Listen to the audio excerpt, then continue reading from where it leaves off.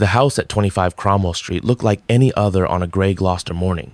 White framed windows, a neat door, the kind of place where you would expect the smell of toast and laundry softener. For years, passersby walked by without a second look. Neighbors waved. Children learned to cross the road there, holding their parents' hands. Then, one winter in the mid-1990 seconds, the street filled with police tape and television vans. Officers began to dig. What they turned up in the soil layer by layer, bone by bone, rewrote the story of an ordinary British home and gave it a new name that still makes people flinch: the House of Horrors. At first, there was only a whisper, a missing young woman whose name had lived for years as a question mark in her family's photo album. The whisper became a rumor when spades hit the earth behind the patio, where laughter once echoed from summer barbecues. The rumor hardened into fact when detectives called for evidence bags and photographed details no one should ever have to see. In the space where a garden should be, they found proof of what had happened to those who entered that house and never walked out again. The excavation did not just uncover bodies, it uncovered a design rituals of control, cruelty practiced behind a polite smile, a private theater of pain staged just meters from a public sidewalk. Two people had lived there as a couple, a man and a woman who knew how to look normal. They raised children, they paid bills, they chatted over the fence, but beneath the small talk ran a current of domination and desire, of sadism disguised as domestic routine. Police would later count the victims and still argue over how many more there might be. Reporters would struggle for words, and the country would ask itself the oldest, most useless question: how could this happen here? Sometimes a home is not a sanctuary. Sometimes it is a mask, and when the mask finally slips, it does not fall, it shatters, and the pieces cut everyone who ever thought they were safe. Before 25 Cromwell Street became a crime scene, it was simply a home cramped, noisy, alive with the ordinary chaos of a working-class British family. Fred West, the man of the house, was born in 1,941 inches rural Herefordshire. To the world, he was a mason, a handyman, and a father. But behind his grin lay decades of warped instincts shaped by abuse, control, and a dark fascination with domination. His childhood was filled with whispers of incest, and cruelty was treated as affection. By his teenage years, Fred had already learned a simple rule: the strong take what they want, and the weak stay silent. Rosemary, or Rose as everyone called her, entered Fred's life in 1969. She was young, just 16, working at a bus station cafe. Fred was older, confident, charming in his rough rural way. Their connection was instant and dangerous. Within months, she was pregnant. By 20, she had become the stepmother of Fred's children, and soon, his partner in every sense of the word. At first glance, they were an unremarkable couple, the kind who hosted small gatherings, joked with neighbors, and blended into the hum of Gloucester life. Fred fixed cars. Rose took in lodgers to earn extra money. Their house was small but full of life, laughter, music, children. But those who stepped inside sometimes spoke of an unease they couldn't explain, the feeling of being watched, of rooms that seemed to absorb sound rather than echo it. Fred and Rose's relationship was not one of love, but of control. Fred demanded loyalty and submission. Rose responded not with fear, but with her own brand of dominance. She discovered a thrill in cruelty, a power that made her equal to him. Their twisted bond became the axis around which their violence turned. Behind the locked doors of 25 Cromwell Street, the family life continued for the world to see. Inside, however, another life was taking shape, a world where pleasure and pain blurred, and human lives became disposable.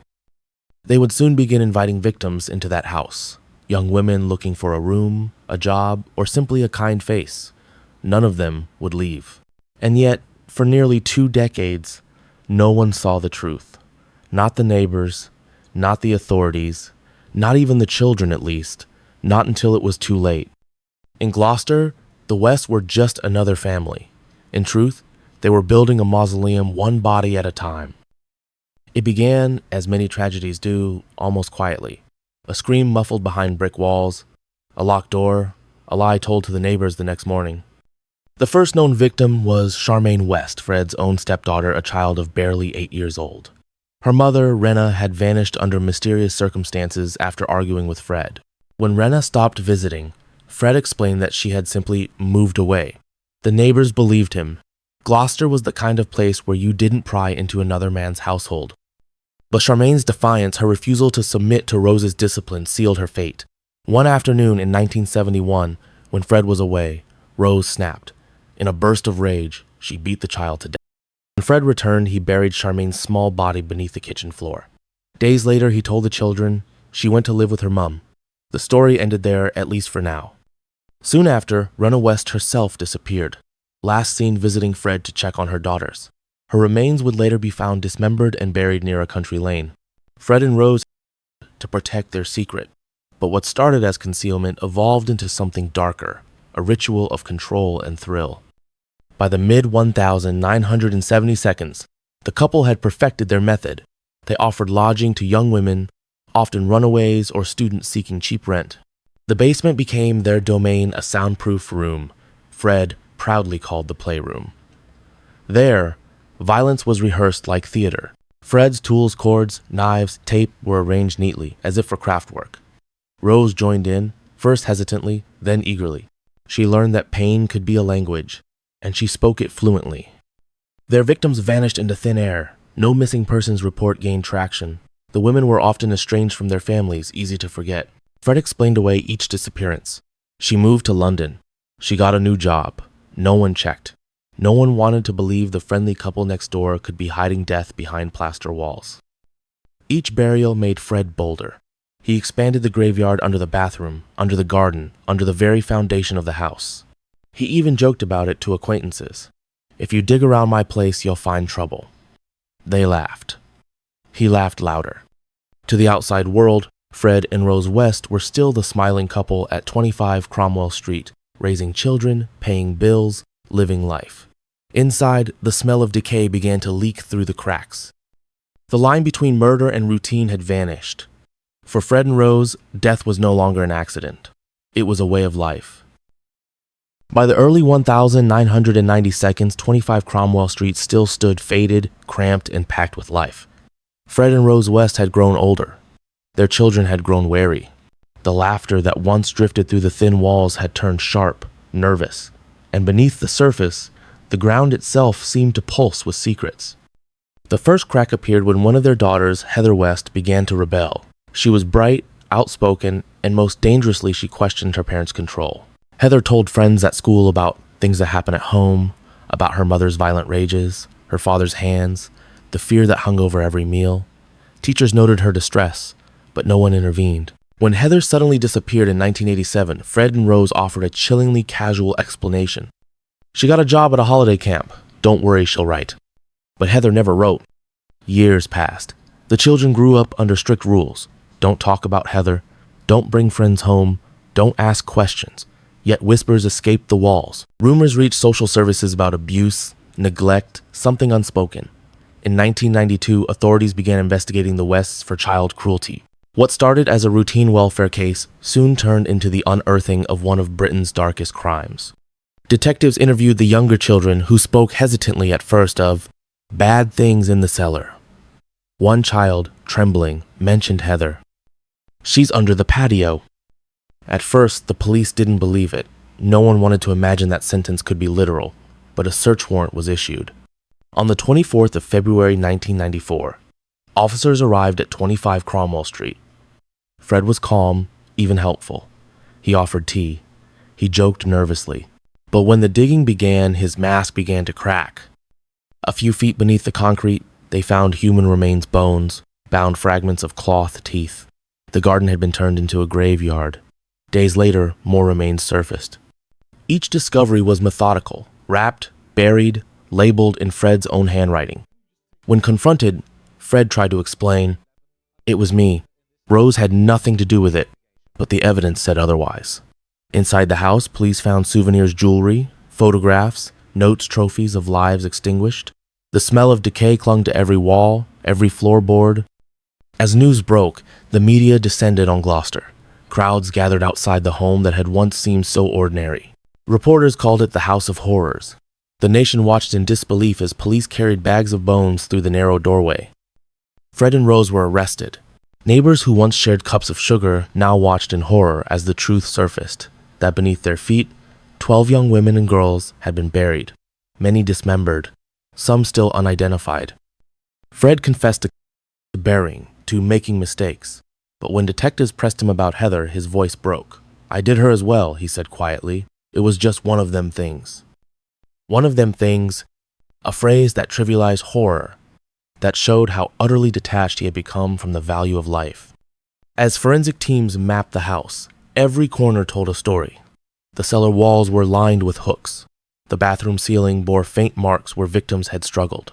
Under the garden slabs, bones lay intertwined, a grave shared by strangers who never knew each other, united only by the hands that killed them. The illusion was over. The walls of 25 Cromwell Street had kept their secret for 2 decades. Now, they were screaming it into the world. By the summer of 1994, the nightmare that had slept beneath 25 Cromwell Street was now awake, and the world demanded answers. Fred West, the man who had built the house, buried the victims, and smiled for the camera, sat in an interrogation room, his charm gone, his laughter hollow. For hours, detectives pressed him, piece by piece, for every name, every grave. At first, Fred tried to take the blame alone, saying Rose didn't know anything. But investigators had already seen too much photographs, witness statements, and the chilling consistency of every burial. The pattern was unmistakable. This was not one man's depravity. It was a partnership in terror. When Rose was arrested, her reaction was ice cold. No tears, no protests, just a quiet, flat denial. "I've done nothing wrong." She would never confess. Not once. In prison, Fred began to unravel. The walls that had hidden his crimes were gone, replaced by silence and the weight of his own memories. He wrote rambling letters to his children, speaking of love and forgiveness, as if those words could erase what he had done. On the 1st of January 1995, Fred West took a final step into the dark. He hanged himself in his cell with a length of knotted bedsheets, leaving behind one note that ended with the words, "Rose, it's your turn now." And so it was. The trial of Rosemary West began in October 1995. The courtroom was packed journalists, survivors, and families of the missing. Rose sat motionless, her face unreadable, as prosecutors described the torture, the abuse, the systematic killing of at least 10 young women and girls. Each victim's name was spoken aloud, reclaiming their humanity from the silence that had swallowed them. The prosecution painted Rose as the equal partner in every crime, the one who lured victims, punished them, and participated in the killings. Witnesses testified that she ruled the West household with cruelty, that her violence matched Fred's, sometimes even exceeded it. For 6 weeks, the jury listened to evidence that defied belief: photographs, bones, diaries, and chilling testimony from the West children themselves. When the verdict came, the courtroom fell silent. Rosemary West was found guilty on 10 counts of murder. The judge's voice was cold but steady. "These were appalling deeds. The enormity of your crimes is beyond comprehension. You will spend the rest of your natural life in prison." There was no reaction, no tears, no remorse. Rose simply adjusted her glasses, turned her gaze downward, and disappeared behind the heavy doors of the court. Outside, reporters called it the end of a nightmare. But for many, it was not an ending, just a terrible silence where answers should have been. Because beneath 25 Cromwell Street, the earth had given up 12 victims. But investigators believed there were more girls whose remains would never be found, names never spoken, lives erased so completely that even memory had to be rebuilt from nothing. Justice was done, but it could never be enough. For every body buried, there were questions left in the dark. Questions about how evil can live beside ordinary life, and how many others we never see until it's too late. After the trial, Gloucester tried to breathe again. But the town that once whispered over garden fences now spoke in hushed tones of trauma. The house at 25 Cromwell Street stood like a scar too visible to ignore, too painful to leave standing. Crowds gathered daily, staring at its windows as if expecting them to blink. In 1996, a year after Rose's conviction, the city council made a decision. The house would be demolished. Bulldozers arrived early one morning. As the walls crumbled, dust filled the air, carrying the smell of soil and rain. Locals said it felt like exorcism, not of ghosts, but of shame. The land was paved over and turned into a simple walkway. No memorial, no plaque, just silence. But the silence never truly held. Every documentary, every article, every whispered retelling of the case brought the house back to life, not as bricks and mortar, but as a symbol. a reminder that evil doesn't always hide in shadows. Sometimes it smiles from the doorstep. For the surviving children, the echo was personal and inescapable. They carried their parents' crimes like an invisible brand, questioned, pitied, feared.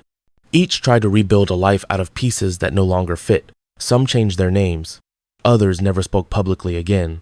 And through them, the world saw the cruelest truth of all, that evil leaves blood in generations, not just in soil. Fred West's grave has no headstone. Rose remains in prison to this day, silent, unrepentant, the matriarch of a nightmare that will never fade. Journalists still write her name with unease, as if saying it aloud risks summoning the house again. Yet, amid the darkness, there is something else: the power of those who refuse to let the victims vanish. Families who demanded their daughters' names be spoken. Officers who refused to look away. Communities who learned that ignorance is its own crime. In the end, 25 Cromwell Street became more than a crime scene. It became a warning, a reminder carved into the conscience of a nation that thought it knew what evil looked like. Because monsters don't always lurk in the woods. Sometimes they live in the house next door and invite you in for tea.